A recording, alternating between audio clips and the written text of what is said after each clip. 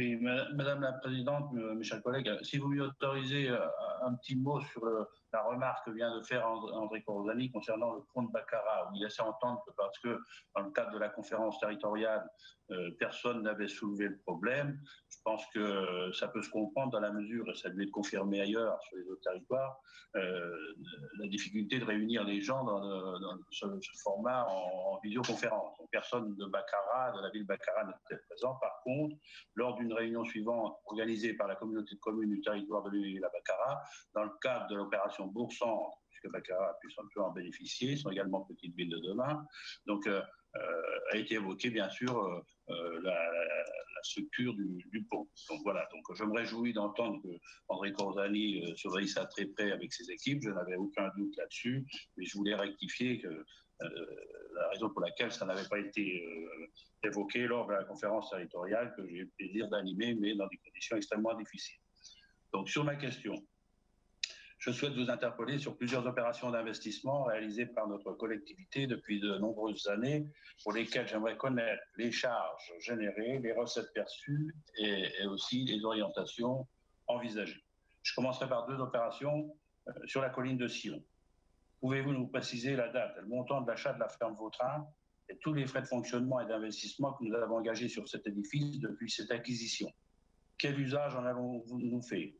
Quel avenir envisagez-vous pour cette ferme lorraine patrimoniale?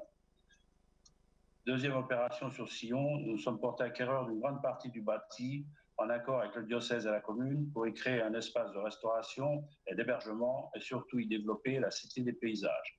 Pouvez-vous nous préciser les dates et les montants consacrés aux acquisitions, aux travaux et les coûts de fonctionnement cumulés pour toutes ces opérations? Et je souhaiterais également connaître les recettes générées sur ce site. D'autres opérations m'interpellent. Notre collectivité s'est empressée d'acquérir la halle au grain à Lunéville pour près d'1 million d'euros, venant ainsi en aide à l'entreprise propriétaire du lieu, mais contrariant la mairie de Lunéville, elle aussi intéressée par ce site. Avons-nous réalisé des investissements depuis cette acquisition? Si oui, pour quel montant? Quelles sont les charges annuelles et les recettes liées à ce lieu? Quel en a été l'usage? Quel est son devenir? Pour la forêt de Maine, l'acquisition pour 1 million d'euros donnait l'impression d'un copinage entre le maire de la commune du Signy-Haute-Branche, également conseiller départemental, et le président du département.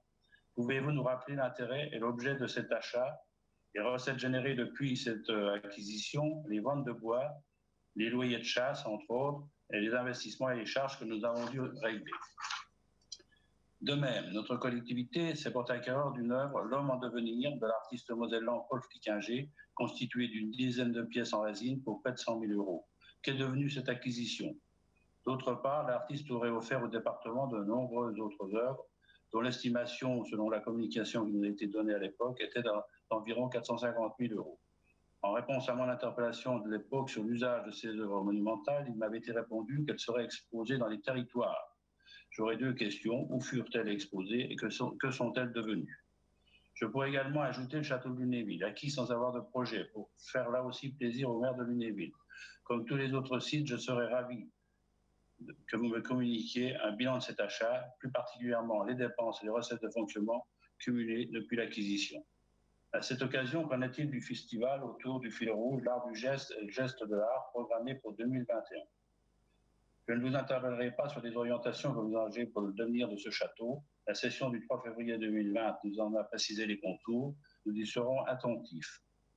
Notre collectivité a reçu en legs le moulin de Villevaux. Pourriez-vous, sur ce dossier, m'apporter également des éléments concernant les charges et les recettes et les objectifs futurs? Madame la Présidente, je vous remercie des informations que vous communiquerez.